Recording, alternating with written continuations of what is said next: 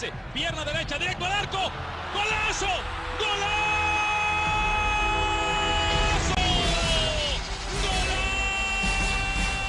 The world of football with a soccer perspective. This is Soccer Today with Duane, Rollins and Kevin Laramee, live on the Sports Podcasting Network. And good day, good night. Welcome to Soccer Today for Monday, February 5th, 2018. The Olympics are just a few days away for Duane and I, but 3 days left of Soccer Today before Five Rings Daily. And this weekend, Duane, there was a lot of games. There was a Premier League going on. There's a lot of things going on as well. But as we're gearing up towards the Olympics, we were discussing of how, well, we never really assessed the training camps of the team closest to us. No, not really. There's been a lot going on. I've been doing the Olympic previews. Just other stuff happening. I watched Super Bowl, as many of us did yesterday as well. What? So, what we was haven't that? really. Super Bowl? What was that? A college game last night? I don't know. Don't know what you're talking about. I know that. Yes. No, it was the NFL championship game. So yes, the football, the American football. It is, okay. I ate a lot of nachos. The girl I'm seeing, which we don't call herself girlfriend, boyfriend. It's very 2018, but at any rate, she not a sports fan. So I decided, she was like, okay, well, throw me a Super Bowl party. So I bought all the food and ate all the food. So that's really what it was. And then we watched Jack die. I had to watch this. Oh yeah. Watch Jack die. Spoilers. This is us. Spoilers. Yep. Yeah. I haven't seen it, and I'm not necessarily watching the show because I can't handle it. Why cry while watching TV? Anyways, Duane, is Philly still standing this morning? That's my question. I hope everyone's okay. Way to live up to the cliche, guy. That's what I'll say. I put a joke out last night that I'll miss Philadelphia when it's burned to the ground, and it turned out I wasn't too far off the truth. But I'm sure everyone is in the soccer community is safe. For once, it was probably safer to be a Jester than it was in Philadelphia anyway. So. That's a cheap shot for once. Yeah. Come on. Well, have you been to Chester? Fair. That's kind of fair enough. Let's start right now. As you can see, Stad Saputo is behind me now. We have a brand new green screen in the studio, so I'm going to have a lot of fun, guys. But Stad Saputo, the Montreal Impact, Duane, and they're in Vegas right now, which leads me to one thing that I've noticed, and it's a topic of discussion maybe. But the Montreal Impact are the only team so far in Major League Soccer to not play a friendly game. Their first friendly will be this Saturday versus the Las Vegas Lights. What do you think about that? I don't know. The Impact fans, I was asking the Impact fans this on Twitter yesterday, and they don't seem overly worried. They say that it's a similar amount of friendlies that they've had in the past. They're just compacted in the end of the training camp. I wonder, and I don't know this for sure, because I remember Aaron Vinter, and he had this belief that you didn't have to play a lot of friendlies. He thought that there was a waste of time. You only had to play 2 or 3 to sort of work some kinks out, and the rest of the preseason should be sent in training camp. But it was a very European kind of, I think, thought process for that. And the year he did that happened to be the year Toronto started the season 0-9. So, whether there's a correlation there, I don't know. There's no way of proving that. But that was kind of my thought, and why I was asking Impact fans whether they thought this was the right approach to completely avoid playing any competitive matches of whatsoever. Competitive, I use it from loosely, friendly matches at any rate. Scrimmage, at least. Off the top, yeah. Kicking the ball around. I mean, I'm sure that they're having some closed-door scrimmages between the clubs, so they're not completely without having game-like conditions. But I don't know. It's going to be an interesting thing. The other approach, and what some Impact fans shot back at me was, and I shouldn't say shot back, we were having just a pretty normal conversation about this, was that maybe they were looking at their schedule and there was a lot of early road games that they have to deal with, and they maybe felt that that starting a little slower would make sense, that they should maybe conserve energy. And MLS is a marathon, not a sprint, to use the old cliche, and you have to be peaking at the end for the sprint down the final finish. So maybe that's what they're doing. But it is certainly concerning, especially, and this is why I would want to play as many games as possible if I were Montreal in the preseason, because they're essentially trying to break in an entire new back line, right? brought in a couple guys from overseas that aren't guaranteed to mesh or work in MLS, and I would want to see them out there quickly as much as possible so I can make a determination as to whether I made the right purchase, because we've seen how bad a back line, how a mistake in signing a defender can really hurt a team. When we saw Minnesota start last year with a terrible decision at the back, which really came back to bite them. Whether Montreal did the same or not, we won't know until we start to see the games. We don't think so, but we don't know, right? That's a fair point. One thing too that's kind of interesting is the way the Montreal Impact season is scheduled. There's 4 or 5 friendlies. I'm not totally sure top of my head. I know it starts Saturday the 14th and 17th. They have 3 games at least in 7 days, starting Saturday, Las Vegas Lights, and then there's a travel to Florida eventually too. But one big thing that was really taken into consideration this year is the avoidance, trying to avoid the Big O, the Stade Saputo, the Stade Olympique as much as possible, trying to avoid this old, decrepit, terrible playing surface that the Montreal Impact practice on sometimes in the winter on here, or there's 2 games depending on the years. I remember the 2012, 2013, there was like 5 games. It was terrible. But it's to avoid as much as possible playing competitive game and even training at the Big O. That's why we've seen the Impact travel already to Florida and back twice, and that's why we're seeing right now the Impact in Vegas is to take the opportunity to train in a more playable surface, better weather, yes, but it's to avoid a certain amount of stress, fatigue early on in the season. There has been a very, very big aspect of the training camp of the Montreal Impact so far that has been spent on conditioning, on cardio, on literally making the team more fit. And the new préparateur physique, the new physical preparator, it's not necessarily a good translation, but Robert Duane, Bob is doing a great job exerting the team. The players already kind of hate him, which is the kind of the relationship you want to have with your personal trainer, right? You kind of want to hate him because he's pushing you maybe 1 or 2 reps more than you would like to do. Well, that's what you need. And that squad of trainers, especially Robert Duane, are known, and they were one of the best in the entire world while he was the physical preparator of the French national team. To have a type of team that long in the season when he was at the club level, long at Lyon, late in the season, they were even better because of their cardio and then conditioning. And that's the type of aspect they want to work on. They have worked on a lot. So that tells me that, maybe you don't play 1 or 2 friendly as much as the other teams.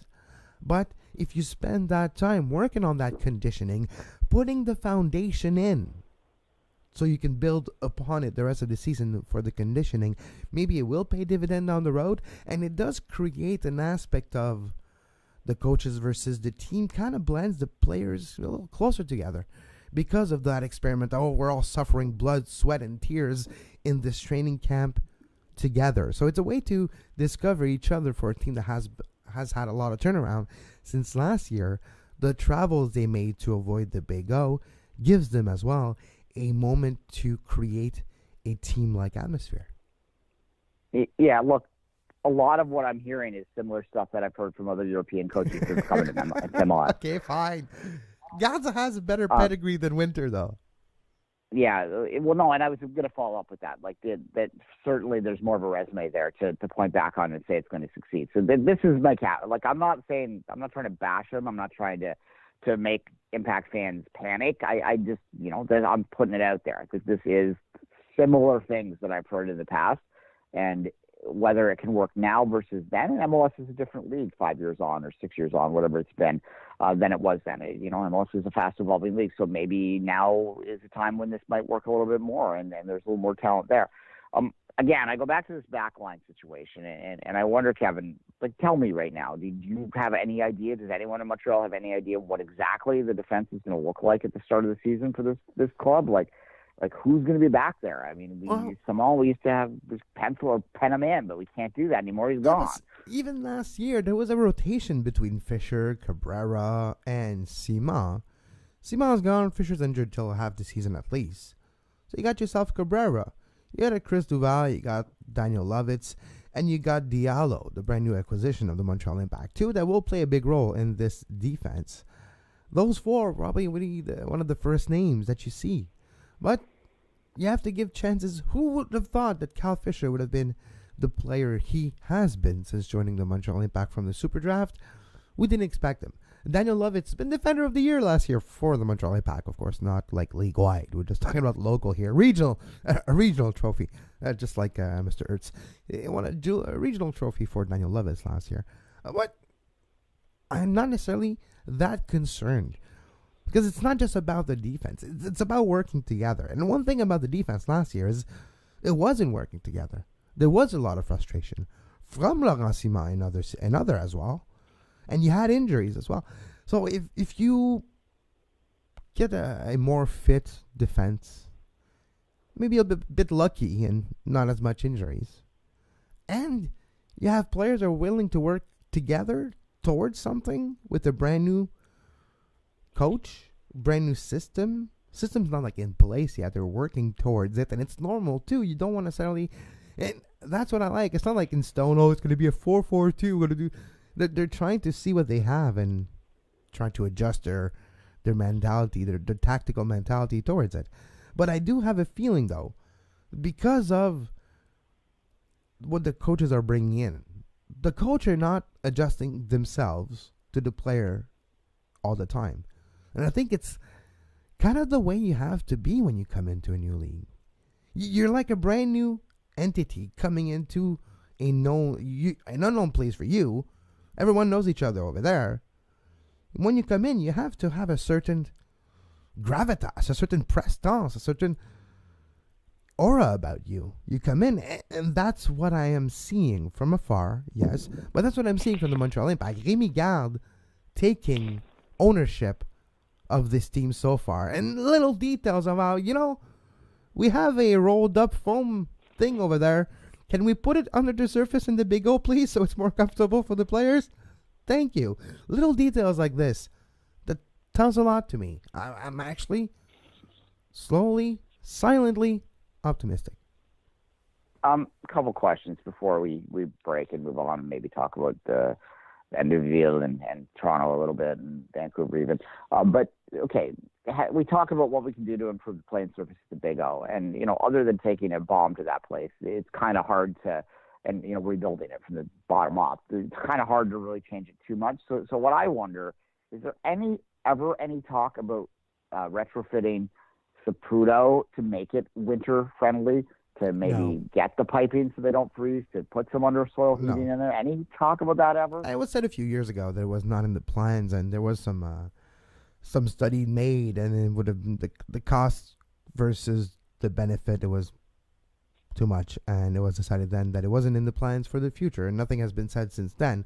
So I don't see it in the future. That's Saputo with heating aspect for the grass, but who knows? But it is what it is too. Like, it's just look at this year, like the -40. Sometimes in late February, early March, we do have -30. So even if you do have, like, grass is nice, it's green, but you're frozen after 2 minutes playing on it, what's the point? So, people also ignore that one of the biggest issues with stadiums isn't necessarily the playing surface, although that is an issue. The seats, like a -30, Duane, the seats are all going to be done after one game. Like, people are going to sit on it, it's going to crack.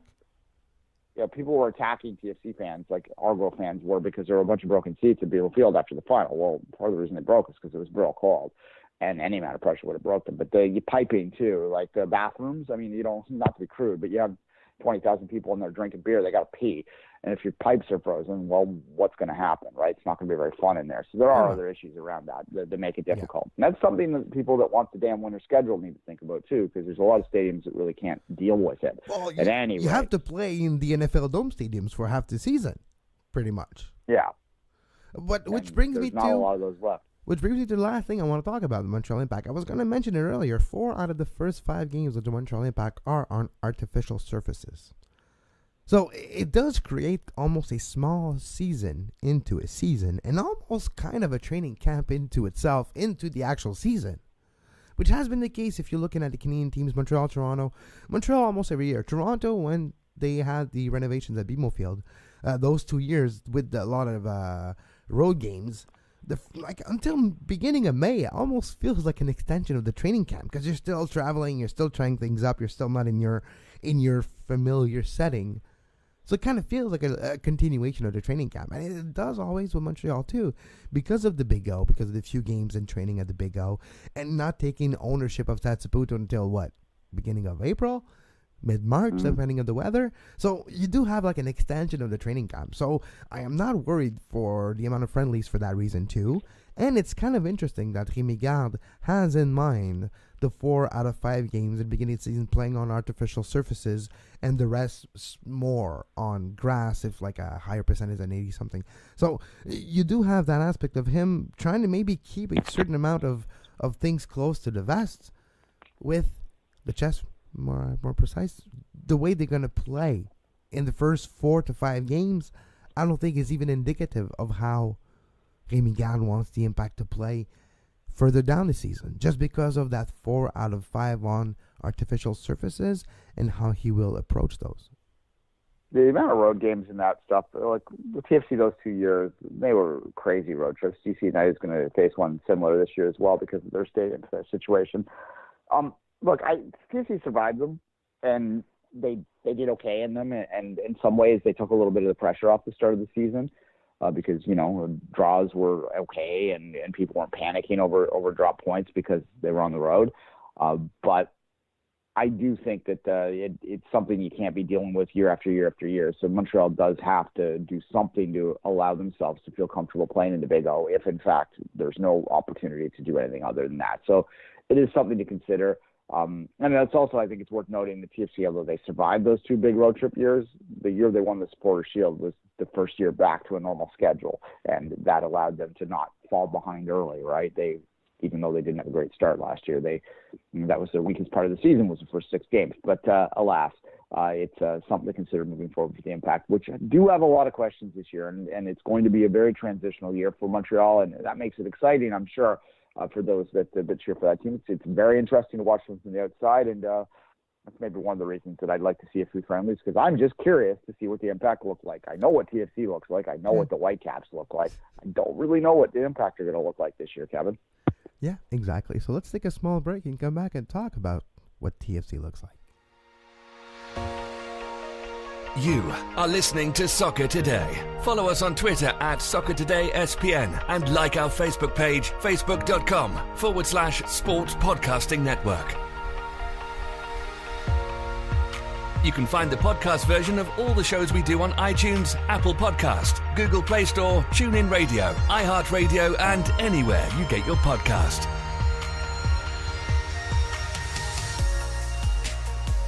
And we're back on Soccer Today. We travel from Stade Saputo to BMO Field in a fraction of a second. We're now right next to BMO Field, Duane. I'm outdoors. It's not too cold. It's fine. It's minus 21 here. You're very tough then. Yeah, I know. It's fine. It's my green screen.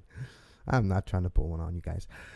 Toronto FC, MLS Cup champions, Supporters' Shield champions, Workers' Cup champions.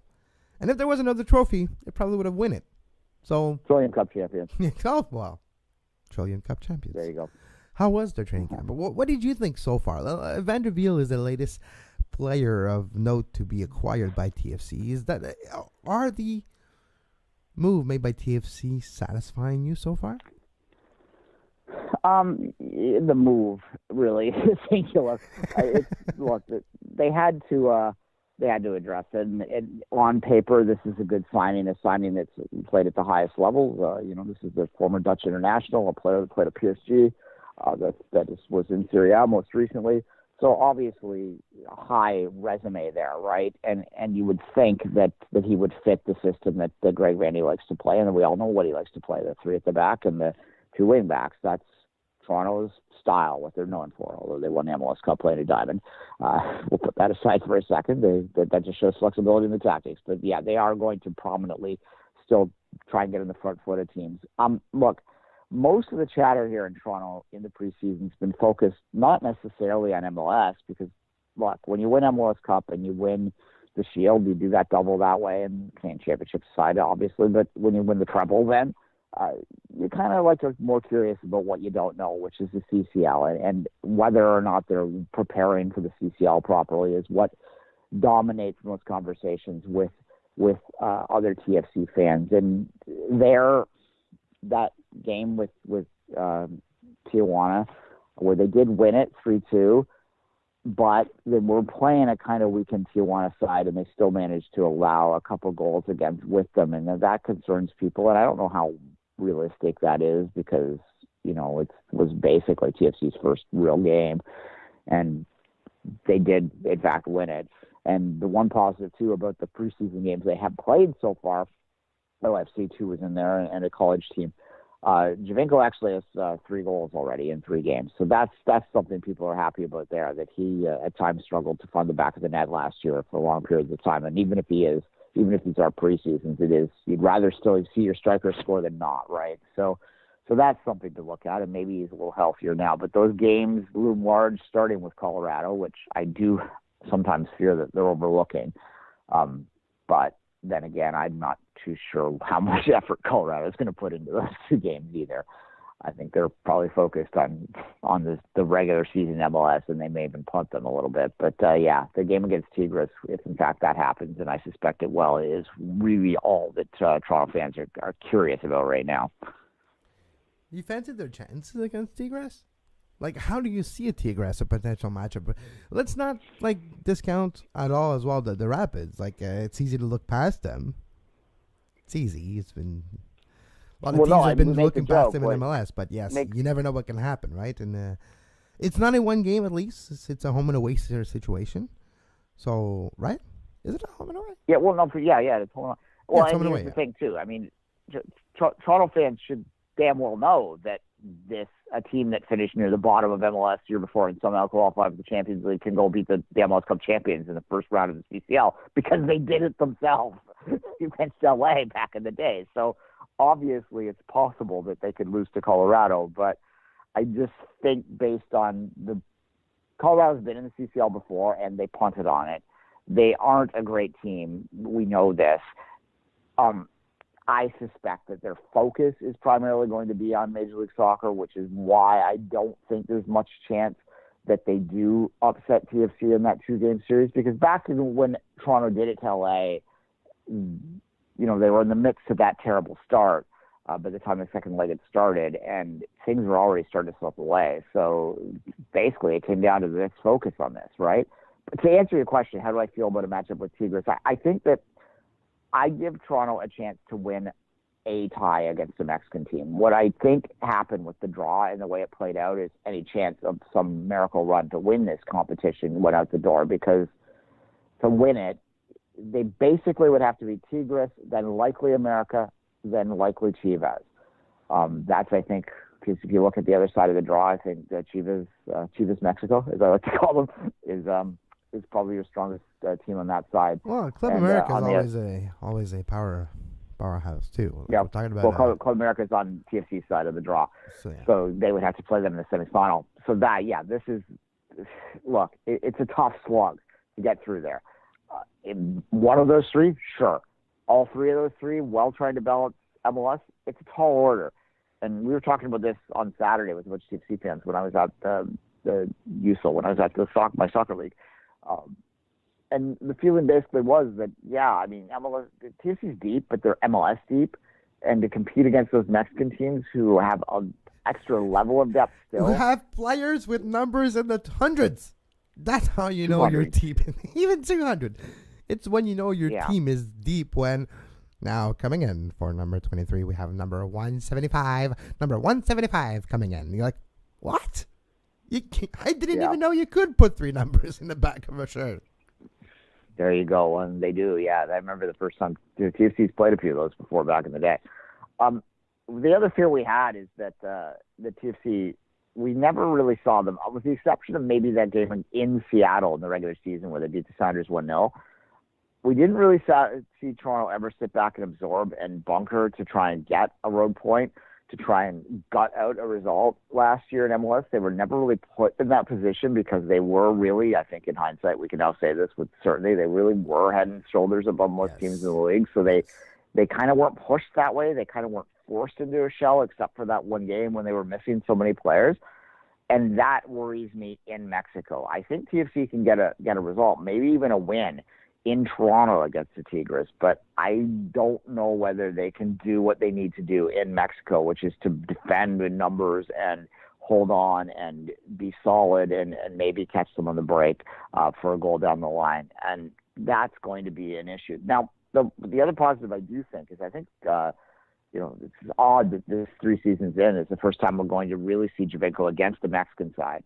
But he plays a type of game that really could excel against Mexican sides in the sense that the Mexican sides aren't going to play hack-a-mole. They're going to give him the half a second that he wishes he had in MLS day in, day out.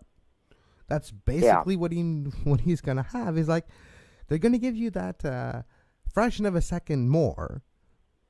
The way I see it usually is the Mexican teams, at least the ones I've covered. So Santos Laguna, Club America. Well, that's how Monterrey. it all comes down to the refereeing. Yeah, they give you the referees are not going to put away with it. They give you the rope, so you can hang yourself with it, and then they just get the ball and run away with it. Like they let you have the ball because they know you're going to trip, and you're going to lose the ball and just going to get. You know what I mean? So if you're a Giovinco, you will have that maybe foot of space more around you, which could mean you get your shot off and it's a goal. Yeah, and I look back to, if you think about, we talked about TFC's run in, what year was it now? The years all blend. When they, 11, 12, I forget. 12? Anyway, when they went to semifinals, when they played Santos Laguna, that was Julian Guzman's best games for the club because he had those extra few moments that allowed him to do the things that he was good at in Spain, right? In MLS, when you're small and you're undersized, as Julian is, as Giovinco certainly is, now Giovinco's a different level of talent than Julian, God bless him, is. But yeah, so he's able to overcome in MLS. But still, like, you got ground down. And I think that these higher skilled guys that are a bit smaller, can do something against the Mexican teams that maybe gives Toronto a bit of a chance. But again, to win the CCL, like, I was very blunt about Toronto. My belief that Toronto was going to win the MLS Cup last year. In fact, I feel after our previous show, I picked them to win the treble, which I don't think anyone else was picking them to win all 3, and I was, because I just looked at the roster and I thought that they were good enough to do it. But when I look at this, objectively speaking, not to win 3. Had they got a better draw, had they got maybe a Costa Rican team in this round, and, well, whatever, they got Colorado, that's fine. But I mean, if they had drawn sort of a way where maybe we're going to get one of the Costa Rican teams in the quarters, then I would have said, okay, maybe they could do it.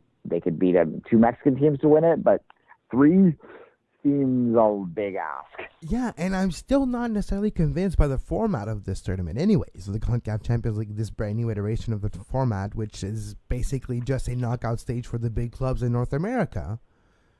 I don't think it's kind of fair that you have a TFC and Club America on the same side of the bracket, never mind finding a way to play against each other before the final. And I know eventually it's made to happen. It's bound to happen, but I don't know. I'm not convinced of the format. I don't think necessarily it's fair to either a Club America or a TFC. I don't know. Format hasn't convinced me yet, and I will have to wait to see it. The draw came out in such a way that really about 4 of the teams that you would consider the best teams in the tournament are all on the same side of the draw. Which makes no sense. And 2 of them should be on the other side, right? You would think it would have been seeded. Which is why, if you're hashtag Team MLS, probably Seattle is your best hope because they are on the weaker side of the draw. But I think Seattle's on the bit of a downfall.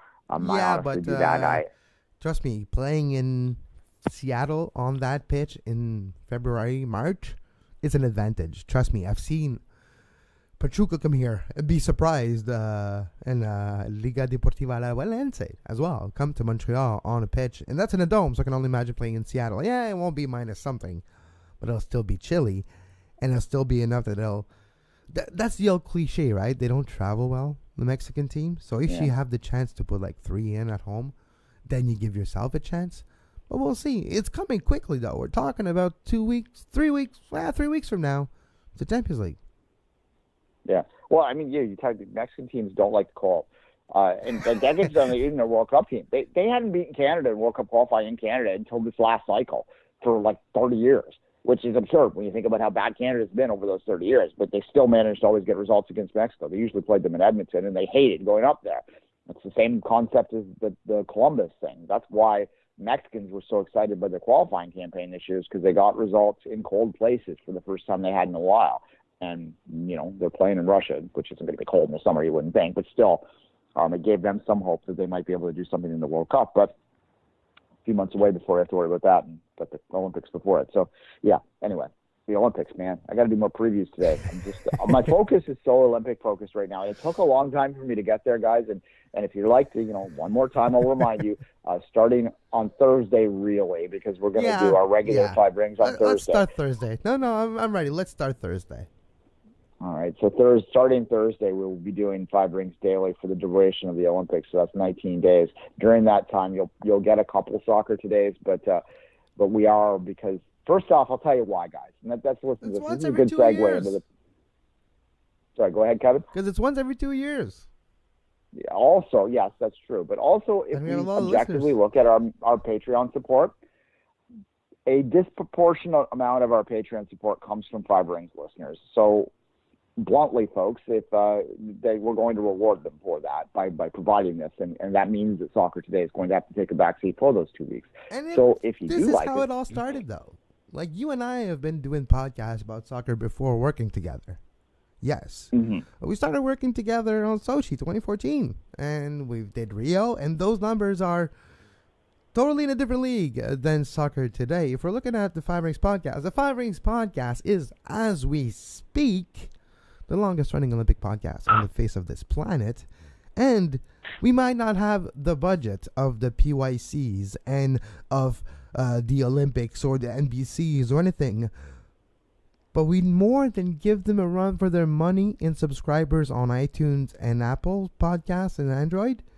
We actually have 100-folds what they do. And that's because of you. That's because of your help. And with your help, we can do more. With your help, we can have bag drops like this, which was paid by Patreons for this month. So we thank you, all the Patreons. Chris, who just pledged $10 last week. We thank you so much. It makes the world of difference to us when we know that people love what we do. We don't have sponsors yet. Maybe one day, if you have a company, let us know. Your show could be, your logo could be here. But we don't have sponsors yet. And we have been able to do what we do with your help, with your support. You are basically our bosses. Patreon.com/sportspodcasting network. With your contribution, with your pledge, we can dedicate more time, more technology, more networking, more time texting our contacts across North America, and I would say across the world at this point, to get the lowdown on our favorite sport in this continent. Yeah, look, and if you think that we're doing this to be greedy or something, for God's sake, first off, we'll have $100 now. Like, we don't usually send the numbers, but here it is. Right now, with about 40 patrons, about $100 a month. It barely pays for what it costs to do all this, but at least it covers itself now.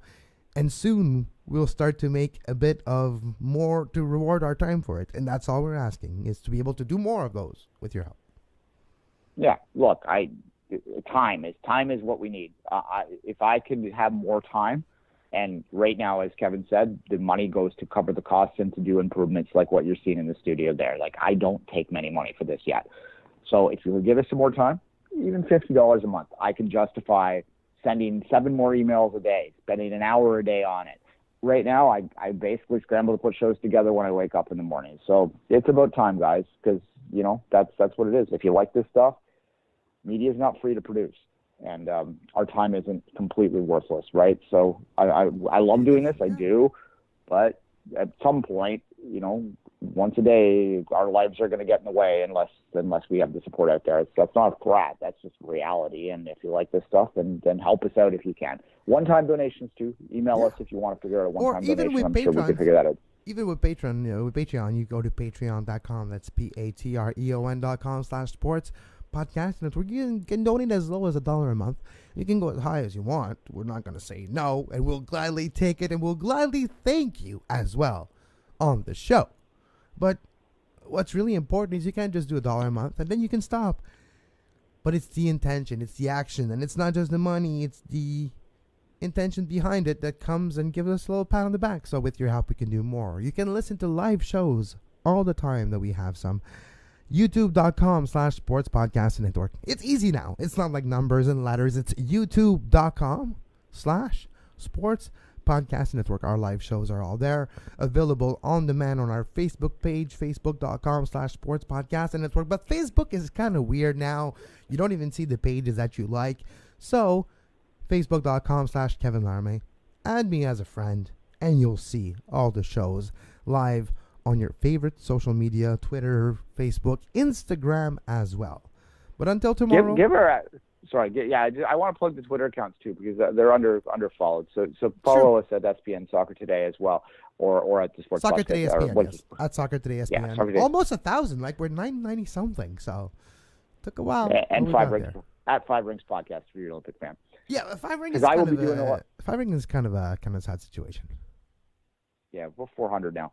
I like to have conversations, and I try and keep my Olympic conversations away from that 24th minute during the games, because I know there are some soccer fans that get irritated with me if I tweet too much about the Olympics. They're lost.